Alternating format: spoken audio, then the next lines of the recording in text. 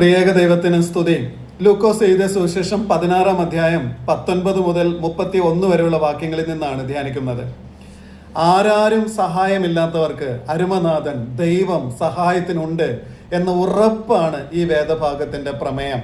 മാത്രമല്ല, മോശയുടെയും പ്രവാചകന്മാരുടെയും വാക്കുകൾ എന്നോടല്ല എന്ന മട്ടിൽ ജീവിക്കുന്നതിന് വിരാമമിടുന്നതിനും, എന്നിട്ട് അബ്രഹാം പിതാവിന്റെ മടിയിലേക്ക് നമ്മെ നയിക്കുന്ന കാരുണ്യത്തിൻ്റെയും പങ്കുവെക്കലിൻ്റെയും ദശാംശ ദർശനങ്ങൾക്ക് മുമ്പിൽ കീഴടങ്ങി ജീവിക്കാനുള്ള വെട്ടം വായനക്കാർക്ക് കിട്ടുന്ന ചിരപരിചിതമായ വേദഭാഗമാണ് ഇത്.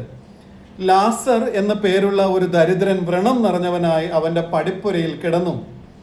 ധനവാന്റെ മേശയിൽ നിന്ന് വീഴുന്നത് തിന്ന് വിശപ്പടക്കുവാൻ ആഗ്രഹിച്ചു.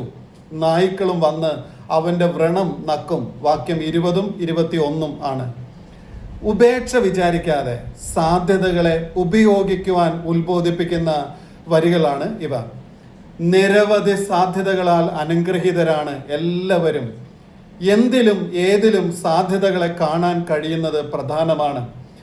ദരിദ്രനായ മനുഷ്യൻ ഇത്തിരി കുടിവെള്ളം കൊടുക്കുന്നതിനും ഭക്ഷണം കൊടുക്കുന്നതിനും പടിവാതുക്കൽ തന്നെ സാധ്യതകൾ ഉണ്ടായിരുന്നിട്ടും ഉപേക്ഷ വിചാരിച്ച ഒരു ധനവാനായ മനുഷ്യന്റെ കഥ കേൾക്കുന്നവരും വായിക്കുന്നവരും ഇനിയും ഉപേക്ഷയുടെ ആൾരൂപങ്ങളായി തുടരാതെ തങ്ങളുടെ സകലമാന സാധ്യതകളെയും സന്തോഷത്തോടെ പങ്കിടുന്നവരാകണം എന്ന് യേശു കർത്താവ് ഈ ഉപമയിലൂടെ പറഞ്ഞു വെക്കുകയാണ്.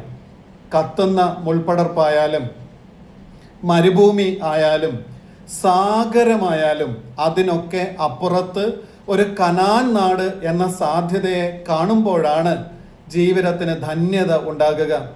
ജയിലിലായല്ലോ എന്നല്ല, ജയിലിലും സുവിശേഷം പ്രസംഗിക്കാൻ അവസരം ലഭിച്ചു എന്ന് ചിന്തിക്കാൻ പൗലോസിന് കഴിഞ്ഞു.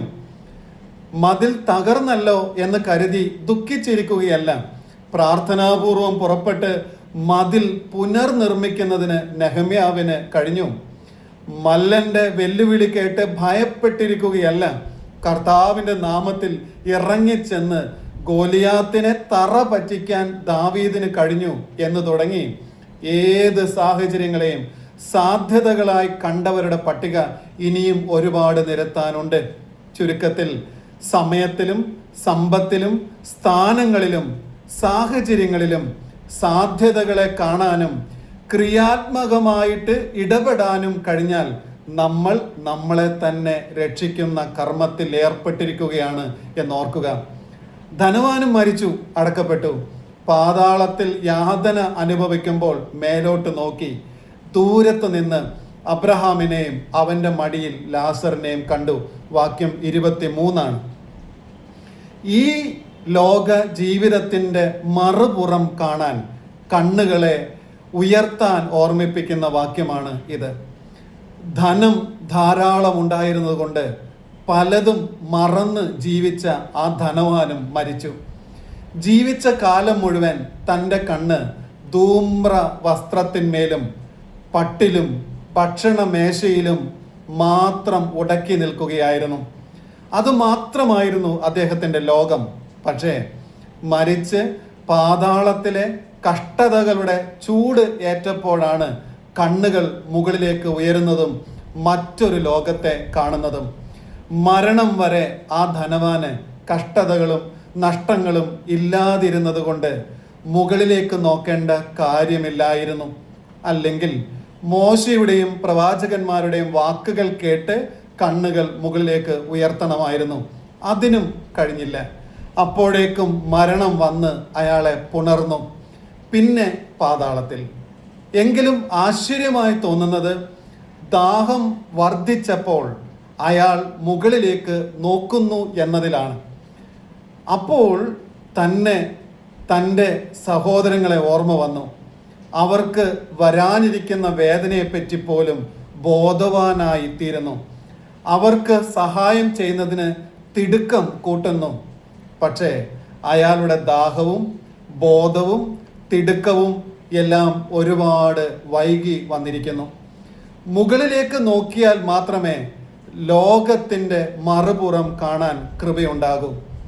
ദൈവസന്നിധിയിലേക്ക് നോക്കാൻ ഇനി നമ്മൾ വൈകിപ്പിക്കരുത്. വേദനയുടെ അനുഭവങ്ങളിൽ ജീവിക്കുന്നവരെ സഹായിക്കുന്നതിനായി ഇത്തിരി സമയവും സമ്പത്തും ദശാംശമായിട്ടെങ്കിലും മാറ്റിവെക്കാൻ ഇടയായാൽ അബ്രഹാമിൻ്റെ മടിയിലിരിക്കാൻ നമുക്കും കഴിയും. അബ്രഹാം പിതാവേ, എന്നോട് കനിവുണ്ടാകണമേ. ലാസർ വിരലിൻ്റെ അറ്റം വെള്ളത്തിൽ മുക്കി എൻ്റെ നാവിനെ തണുപ്പിക്കേണ്ടുന്നതിന് അവനെ അയക്കണമേ. ഞാൻ ഈ ജ്വാലയിൽ കിടന്ന് വേദന അനുഭവിക്കുന്നു എന്ന് വിളിച്ചു പറഞ്ഞു. വാക്യം 24. മറ്റുള്ളവരുടെ അവസ്ഥകളിൽ കനിവിൻ്റെ കൈ നീട്ടാതിരുന്നാൽ സ്വന്തം ആവശ്യങ്ങളിൽ മറ്റൊരാളുടെ വിരലിൻ്റെ അറ്റം പോലും പ്രതീക്ഷിക്കേണ്ടതില്ല എന്ന ധ്യാനം ഈ വാക്യത്തിൽ ഉണ്ട്. ക്ഷാമകാലമാണ്. സാരഫാത്തിലെ വിധവയുടെ വീട്ടിൽ ഒരു പിടി മാവും ഇത്തിരി എണ്ണയും മാത്രം.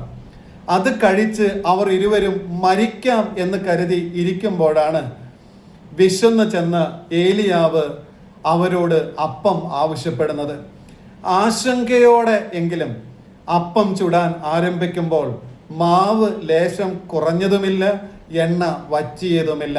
ചുരുക്കത്തിൽ ആവശ്യത്തിലിരിക്കുന്നവരെ സഹായിക്കുന്നവരുടെ നേരെ ദൈവം തൻ്റെ കൈ നീട്ടിയിരിക്കും എന്നതിൻ്റെ അക്ഷരസാക്ഷ്യമാണ് സരഫാത്തിലെ വിധവ.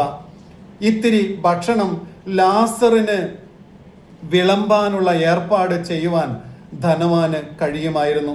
പക്ഷേ അതിന് അയാളുടെ കൈ ചലിച്ചില്ല എന്ന ഒറ്റ കാരണത്താൽ തീജ്വാലയുടെ ചൂടിൽ ദാഹിക്കുമ്പോഴും വെള്ളത്തിൽ മുക്കിയ ഒരു വിരൽ തുമ്പ് പോലും നിഷേധിക്കപ്പെടുകയാണ്. ഇത്തിരി വെള്ളം മാത്രമല്ല അയാളുടെ ആവശ്യം. പിതൃഗ്രഹത്തിലേക്ക് ലാസറിനെ പറഞ്ഞയക്കണം. 5 സഹോദരങ്ങളോട് ഈ യാതനാ സ്ഥലത്ത് വരാതിരിപ്പാൻ സാക്ഷ്യം പറയണം. അങ്ങനെ പല പല ആവശ്യങ്ങൾ. അബ്രഹാം പിതാവ് എല്ലാം നിഷേധിക്കുകയാണ്. അയാൾക്കുള്ള നീതി ഈ നിഷേധമാണ് എന്ന് ചിന്തിക്കുകയാണ്.